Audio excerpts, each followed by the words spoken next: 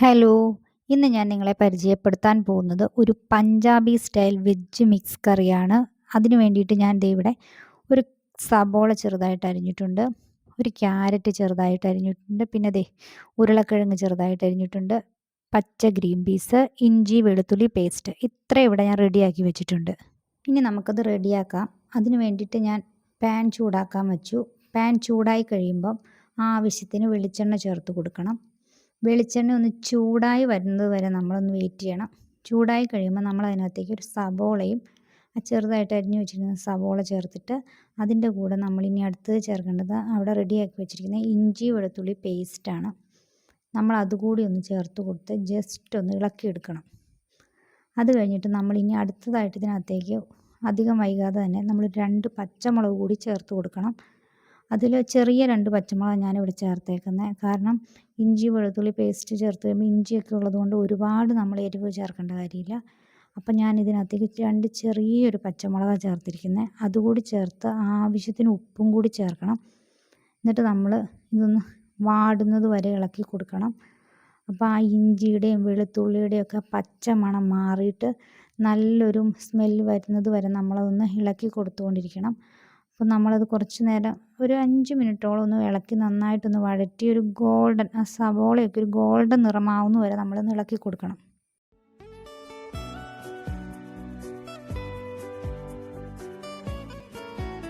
ഇത് ഏകദേശം ഒരു ഗോൾഡൻ നിറമൊക്കെ ആയി തുടങ്ങി. ഇനി ഞാൻ 2 സ്പൂൺ കാശ്മീരി മുളക് പൊടി ചേർത്ത് കൊടുത്തു, ഒരു 1/4 സ്പൂൺ മഞ്ഞൾപ്പൊടി ചേർത്ത് കൊടുത്തു, പിന്നെ 2 സ്പൂൺ മല്ലിപ്പൊടി ചേർത്തു, പിന്നെ ഒരു 1/2 സ്പൂൺ ഗരം മസാലപ്പൊടി കൂടി ചേർത്തു.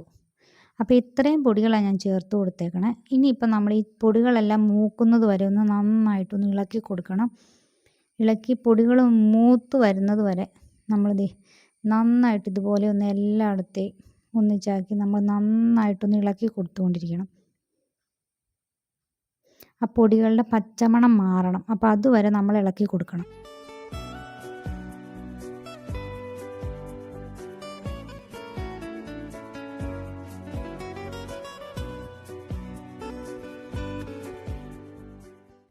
ദേ ഏകദേശം പാകമായി. ഇനി നമുക്ക് ദേ അവിടെ അരിഞ്ഞു വെച്ചിരിക്കുന്ന ഉരുളക്കിഴങ്ങ് ആദ്യം ചേർത്ത് കൊടുക്കണം. അത് കഴിഞ്ഞിട്ട് നമ്മൾ ഗ്രീൻ പീസ്, പിന്നെ നമ്മൾ അരിഞ്ഞു വെച്ചിരിക്കുന്ന ക്യാരറ്റ് ഇത്രയും നമ്മൾ അതിനകത്തേക്ക് ചേർത്ത് കൊടുക്കണം. എന്നിട്ട് നമ്മൾ നന്നായിട്ടൊന്ന് ഇളക്കിയിട്ട് എല്ലാം ഒന്ന് യോജിക്കണ രീതിയിലൊന്ന് ഇളക്കിയിട്ട് നമ്മൾ അതിനകത്തേക്ക് ഒരല്പം വെള്ളം ചേർത്ത് കൊടുക്കണം. അത് മൊത്തം ഒന്ന് ഇളക്കിയിട്ട് വേണം നമ്മളിത് ഗ്രീൻ പീസ് ഉരുളക്കിഴങ്ങും ഒക്കെ ഉള്ളതുകൊണ്ട് അല്പം വെള്ളം നന്നായിട്ട് ഒഴിച്ചു കൊടുക്കണം. വെള്ളം കൂടി ചേർത്ത് കൊടുത്തിട്ട് നമ്മൾ ഒന്ന് ഇളക്കിയിട്ട് ഒരു 15 മിനിറ്റ് അടച്ചു വെച്ച് വേവിക്കണം. കാരണം ഈ ഉരുളക്കിഴങ്ങും ഗ്രീൻ പീസും ഒക്കെ ഉള്ളതുകൊണ്ട് അത് നന്നായിട്ടൊന്ന് വേവണം. 15 മിനിറ്റ് കഴിയുമ്പോൾ നമ്മുടെ കറി ഇവിടെ റെഡിയായി കഴിഞ്ഞു. കണ്ടോ, ഈ ഉരുളക്കിഴങ്ങും ഗ്രീൻ പീസും ഒക്കെ നന്നായിട്ട് വെന്തു. നല്ല ടേസ്റ്റി ആയിട്ടുള്ളൊരു കറി ഇവിടെ റെഡിയായി കഴിഞ്ഞു. ഇത് ചോറിനും ചപ്പാത്തിക്കും ഒക്കെ കൂട്ടാവുന്ന ഒരു അടിപൊളി കറിയാണ്. അപ്പോൾ ഇതെല്ലാവരും ഒന്ന് ട്രൈ ചെയ്ത് നോക്കണം. പഞ്ചാബി സ്റ്റൈൽ വെജ് മിക്സ് കറി.